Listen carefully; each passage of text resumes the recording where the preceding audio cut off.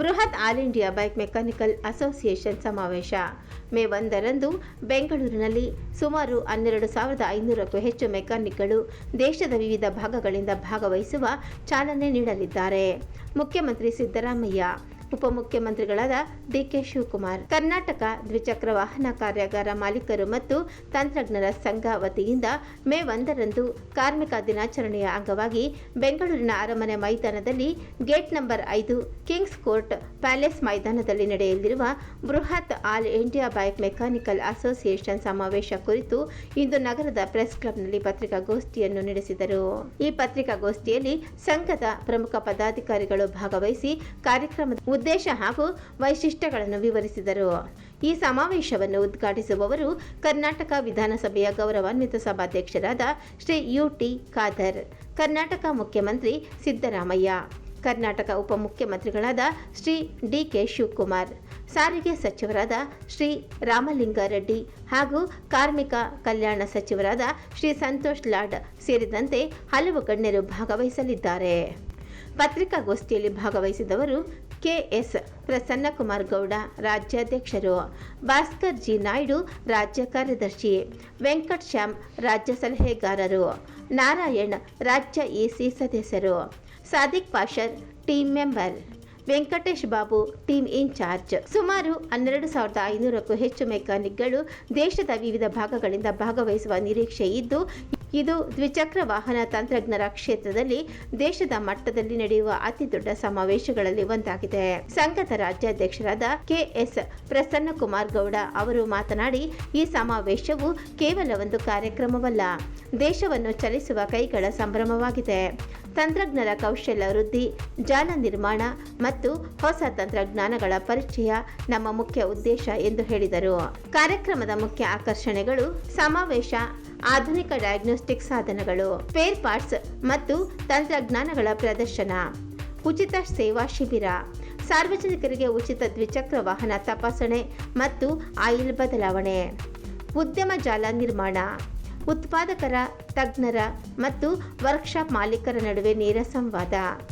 ಈ ಸಮಾವೇಶವು ತಂತ್ರಜ್ಞರ ವೃತ್ತಿಗೆ ಗೌರವ ಮತ್ತು ಗುರುತನ್ನು ನೀಡುವ ದಿಸೆಯಲ್ಲಿ ಮಹತ್ವದ ಹೆಜ್ಜೆಯಾಗಿದ್ದು, ದೇಶದಾದ್ಯಂತ ಮೆಕ್ಯಾನಿಕ್ ಸಮುದಾಯವನ್ನು ಒಂದೇ ವೇದಿಕೆಯಲ್ಲಿ ಒಗ್ಗೂಡಿಸುವ ಗುರಿಯನ್ನು ಹೊಂದಿದೆ. ಸಂಘದ ಕುರಿತು ಕರ್ನಾಟಕ ದ್ವಿಚಕ್ರ ವಾಹನ ಕಾರ್ಯಾಗಾರ ಮಾಲೀಕರು ಮತ್ತು ತಂತ್ರಜ್ಞರ ಸಂಘವು ಲಾಭರಹಿತ ಸಂಸ್ಥೆಯಾಗಿದ್ದು, ಮೆಕ್ಯಾನಿಕ್ಗಳ ಕಲ್ಯಾಣ, ಕೌಶಲ್ಯಾಭಿವೃದ್ಧಿ ಮತ್ತು ವೃತ್ತಿಪರ ಗುರುತಿಗಾಗಿ ಕಾರ್ಯನಿರ್ವಹಿಸುತ್ತಿದೆ. ಕರ್ನಾಟಕ ದ್ವಿಚಕ್ರ ವಾಹನ ಕಾರ್ಯಾಗಾರ ಮಾಲೀಕರು ಮತ್ತು ತಂತ್ರಜ್ಞರ ಸಂಘದ ರಾಜ್ಯಾಧ್ಯಕ್ಷರಾದ ಕೆಎಸ್ ಪ್ರಸನ್ನಕುಮಾರ್ ಗೌಡರು ಮಾತಾಡ್ತಾ ಇದ್ದೀನಿ. ಏನು ಇದು 17ನೇ ವರ್ಷದ ಸಮಾವೇಶದಲ್ಲಿ ನಮ್ಮ ಮೆಕ್ಯಾನಿಕ್ಗಳು ಅಂದರೆ ಟೂ ವೀಲರ್ ಮೆಕ್ಯಾನಿಕ್ಸು ರಾಜ್ಯದಾದ್ಯಂತ ಸುಮಾರು 10ರಿಂದ 15 ಸಾವಿರ ಜನ ಈ ಸಮಾವೇಶದಲ್ಲಿ ಪಾಲ್ಗೊಂಡು, ಈ ಸಮಾವೇಶದಲ್ಲಿ ಏನು ನಮ್ಮ ಮೆಕ್ಯಾನಿಕ್ಸ್ಗಳಿಗೆ ಉಪಯೋಗ ಆಗುವಂಥ ಟ್ರೈನಿಂಗ್ ವ್ಯವಸ್ಥೆಗೆ ಯಾವ್ಯಾವ ಊರಲ್ಲಿ ಮತ್ತು ಟ್ರೈನಿಂಗ್ಸ್ಗಳು ಬೇಕಾಗುತ್ತೆ ಆ ವಿಚಾರ ಕುರಿತು ಮಾತಾಡಿ, ಮತ್ತು ಏನು ನಮ್ಮ ಸರ್ಕಾರದ ಸವಲತ್ತುಗಳನ್ನ ಯಾವ ರೀತಿ ನಾವು ಪಡ್ಕೋಬೇಕು ಸರ್ಕಾರಗಳಿಂದ ಆ ವಿಚಾರವಾಗಿ ನಮ್ಮ ಕುಂದುಕೊರತೆ ಒಂದು ಸಮಾವೇಶ ಆಗಿರ್ತದೆ. ಮತ್ತು ನಾವು ಮುಂದಿನ ದಿನಗಳಲ್ಲಿ ಎಲೆಕ್ಟ್ರಿಕಲ್ ವೆಹಿಕಲ್ಗಳನ್ನ ಯಾವ ಥರ ಎದುರಿಸಬೇಕು, ಅದರಿಂದ ನಮಗೇನು ಉಪಯೋಗ ಆಗುತ್ತೆ ಆ ಉದ್ದೇಶ ಕೂಡ ಇಟ್ಕೊಂಡು ನಾವು ಈ ಸಮಾವೇಶನ ಮಾಡ್ತಾಯಿದ್ವಿ. ಮತ್ತು ಏನು ಕರ್ನಾಟಕ ಸರ್ಕಾರದ ಏನು ಒಂದು ಮುಖ್ಯಮಂತ್ರಿ ಇರ್ಬೋದು, ಉಪಮುಖ್ಯಮಂತ್ರಿಗಳಿರ್ಬೋದು, ಮತ್ತು ಕಾರ್ಮಿಕ ಸಚಿವರಿರ್ಬೋದು, ಮತ್ತು ಟ್ರಾನ್ಸ್ಪೋರ್ಟ್ ಮಿನಿಸ್ಟರ್ ಇರ್ಬೋದು, ಇವರೆಲ್ಲ ಕೂಡ ಈ ಕಾರ್ಯಕ್ರಮದಲ್ಲಿ ಪಾಲ್ಗೊಳ್ತಾ ಇದ್ದಾರೆ. ಈ ಕಾರ್ಯಕ್ರಮದಲ್ಲಿ ಪಾಲ್ಗೊಂಡು ಅವ್ರಿಗೆ ನಮ್ಮ ಏನು ನಮಗೆ ಏನು ಸರ್ಕಾರದ ಸವಲತ್ತನ್ನ ನಾವು ಏನು ಬೇಡ್ಕೊಳ್ತಾ ಇದ್ದೀವಿ ಅಂದರೆ ಏನು ಸೆಸ್ ಕಲೆಕ್ಟ್ ಮಾಡಿ, ಏನು ಕಟ್ಟಡ ಕಾರ್ಮಿಕರ ರೀತಿ ಸೆಸ್ ಕಲೆಕ್ಟ್ ಮಾಡಿ ಏನು ನಮ್ಮ ಮೆಕ್ಯಾನಿಕ್ಗಳಿಗೆ ಉಪಯೋಗ ಆಗಬೇಕು ಅದೇ ರೀತಿ ಬೇಡ್ಕೊತಾ ಇದ್ದಾರೆ. ಅದೇ ರೀತಿ ಅವರು ಕೂಡ ಸೆಸ್ ಕಲೆಕ್ಟ್ ಮಾಡೋಕ್ಕೆ ಒಪ್ಕೊಂಡಿದ್ದಾರೆ. ಅದನ್ನು ಜಲ್ದಿ ಶುರು ಮಾಡಿ ಇದರಿಂದ ನಮ್ಮ ಮೆಕ್ಯಾನಿಕ್ಗಳ ಒಂದು ಮಕ್ಕಳ ಒಂದು ವಿದ್ಯಾಭ್ಯಾಸಕ್ಕಿರ್ಬೋದು, ಮತ್ತು ಏನು ಒಂದು ಆಕ್ಸಿಡೆಂಟಲ್ ಇನ್ಶೂರೆನ್ಸ್ ಏನು ಸಿಗುತ್ತೆ, ಅದ್ರ ಜೊತೆಗೆ ನಮಗೆ ಏನಾರು ವಿಮಾ ಯೋಜನೆಗಳು ಕೂಡ ಸಿಗೋ ರೀತಿ ಮಾಡಬೇಕು.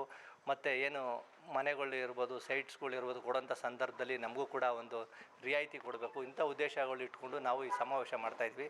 ಮತ್ತು ನಮ್ಮ ಮೆಕ್ಯಾನಿಕ್ಗಳನ್ನ ಅಪ್ಗ್ರೇಡ್ ಮಾಡೋ ಅನ್ನೋ ಉದ್ದೇಶ ಕೂಡ ಇಟ್ಕೊಂಡು ಈ ಸಮಾವೇಶ ಮಾಡ್ತಾಯಿದ್ವಿ. ನಮಸ್ಕಾರ ಸರ್. ಥ್ರೂಔಟ್ ಇಂಡಿಯಾಯಿಂದ ಎಲ್ಲ ನಾವು ಮೆಕ್ಯಾನಿಕ್ಗಳನ್ನ ಕರೆಸ್ತಾ ಇದ್ದೀವಿ.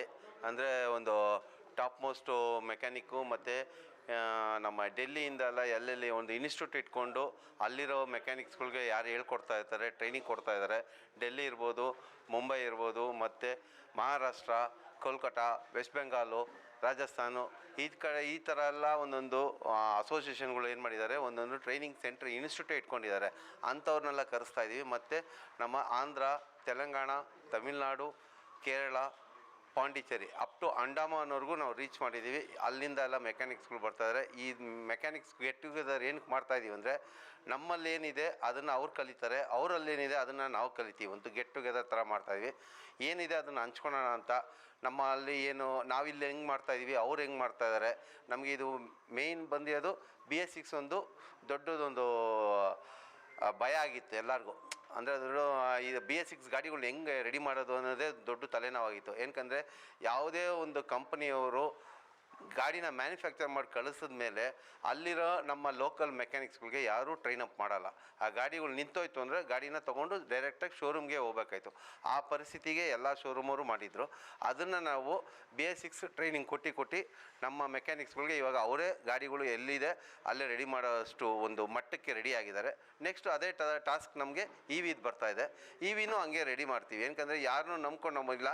ನಮ್ಮಲ್ಲಿರೋರೆಲ್ಲ ಮೆಕ್ಯಾನಿಕ್ಸು ಅನ್ಎಜುಕೇಟೆಡ್ಸ್ ಮೆಕ್ಯಾನಿಕ್ಗಳೇ, ಆಯಿತಾ. ಕಸ್ಟಮರ್ಗಳಿಗೆ, ಪಬ್ಲಿಕ್ಕಿಗೆ ಸರ್ವಿಸ್ ಮಾಡೋದಕ್ಕೆ ನಾವಿದ್ದೀವಿ. ಪಬ್ಲಿಕ್ಗಳು ಗಾಡಿನ ನಿಂತೋಯ್ತು ತಳ್ಕೊಂಡು ಹೋಗ್ಬೇಕು ಅಂದರೆ ಅವ್ರನ್ನ ತಳ್ಕೊಂಡು ಹೋಗಿ ಬಿಡದೆ ನಾವು ಅಲ್ಲೇ ರೆಡಿ ಮಾಡಬೇಕು. ಅಷ್ಟು ಕೆಲಸ ನಾವು ಕಲಿಬೇಕು. ಅಂದರೆ ಈ ಥರ ಸಂಘದಲ್ಲಿ ಎಲ್ಲರೂ ಬಂದು ಕೈ ಜೋಡಿಸಿದ್ರೆ ಇದರಲ್ಲಿ ಉಪಯೋಗ ಆಗ್ತದೆ ಅಂತ ನಾನು ಹೇಳ್ತೀನಿ. Thank you.